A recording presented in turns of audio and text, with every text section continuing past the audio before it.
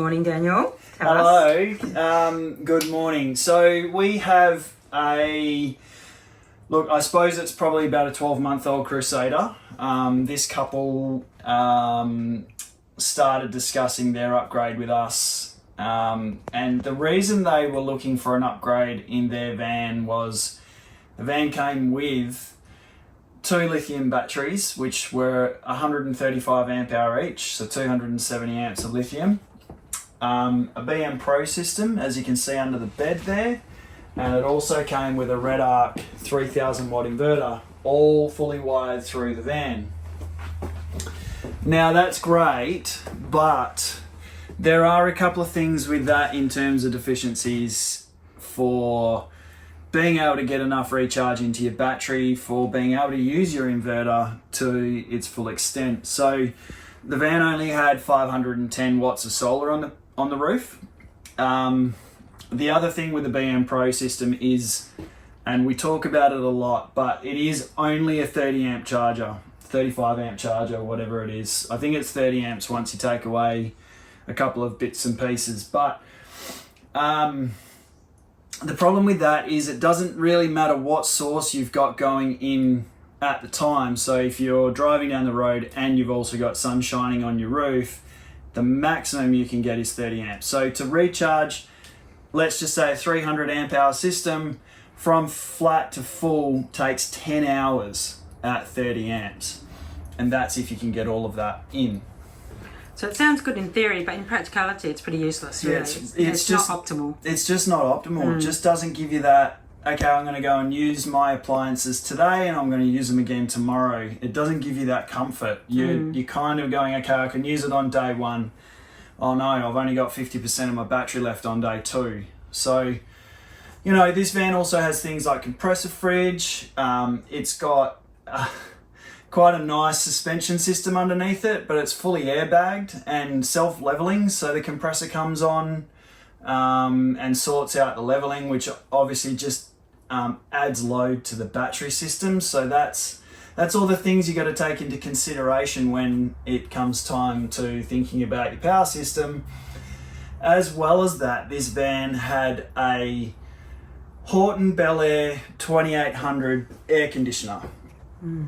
Now, the owners of this van found that the 2800, first of all, was a little bit small for the space. It didn't cool the van down enough. And obviously a 2800, the way that particular air conditioner works, it's either on or it's off. So it doesn't actually have any sort of ramp up, ramp down. It just literally switches on, does what it needs to do and turns off.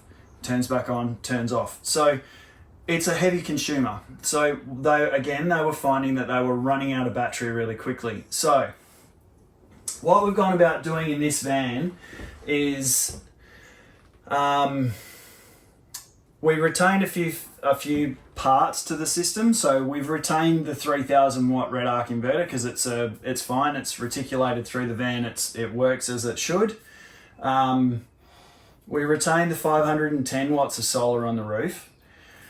The van did have a shunt, a BC300, and also it had a BM Pro mini boost, DC charger, but again that was fed through the BM Pro system, so again maximum 30 amps. Again, with the BM Pro system, we'll just span around here and have a look at the screen here. All you get on your display is a very, very small bar graph of where you're at with your battery system. So it gives you very little information, kind of an indication as to where you're at with the system. So what we've done is we've added 600 watts of solar on the roof. We've distributed that solar through 2 separate solar regulators. We've added an EnerDrive DC 40 plus DC charger. We've also added a full Marine monitoring package and mounted that up here in the space above the door so that the owner can have more information around what they're actually looking at. So it gives you both channels of solar how much DC-DC is coming in, how much load you're drawing, how much time you've got till you're flat, all those features. So on top of that, we replaced their air conditioner. So they did have, as I said, a Bel Air 2800. We've put in the biggest fresh jet available. So this is a 3400 watt cooling capacity air conditioner. But the real benefit of these is that they are inverter based, first of all. So they ramp up, ramp down nice and slowly and gently, but they're a super efficient air conditioner. So this thing will use, virtually nothing when it's running and cycling. When it cycles up, it'll turn on, it'll pull, probably 1.3 kilowatts, so 1300 watts, but then it'll cycle right down to 500 or 400 watts. And then if it's not required, it actually switches off completely. So we've been running this thing under test for the last week, and it's cold obviously down here, and we haven't been running it as a heater. We've just been having it cycling on and off, but it is virtually using no energy whatsoever. Everything is keeping up with the system.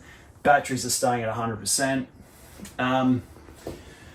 So I guess, with the conversation around what you should do with your new van, it's the same conversation we have every time. The van manufacturers, unfortunately, are sometimes just throwing packages together that they kind of just go, here's your off-grid package. And they don't necessarily, it's not that they don't understand, it's just that it's easier for them sometimes just to throw a package together and go, here you go.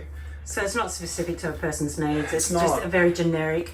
And really, if you just go with a basic system, like a basic AGM, get minimal, then you're going to get more bang for your buck. If you are to do it post-build. And even regardless of bang for buck, it might actually cost you more doing it after the event, but you're going to get a system that works, that it meets your expectations, because we do hear that a lot. People say, I thought I bought a off-grid package and, I was told it would do what I need it to do, but in fact, it often fails to achieve those expectations. Yeah, and just take this particular van as an example, 270 amp hour of battery, but it did run the air conditioner. It's going to flatten that battery when yes, I can run my air conditioner from my battery, but for how long? They don't have enough recharge capacity with solar.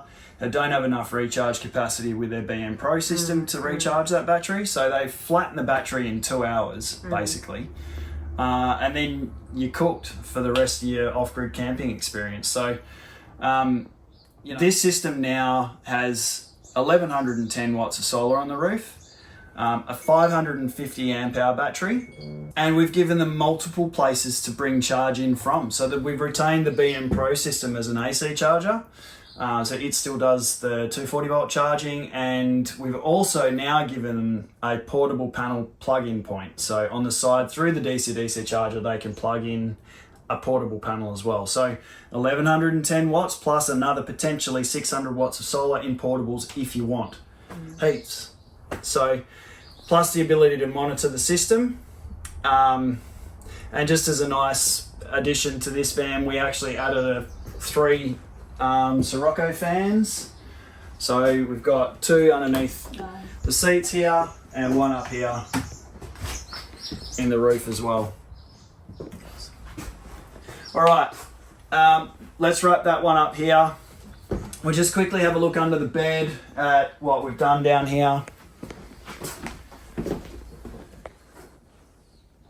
So we moved the batteries from out of here into the tunnel boot. There's a single 550 amp hour battery in the tunnel boot. Anyway, guys, thank you. Chat to you soon. Cheers.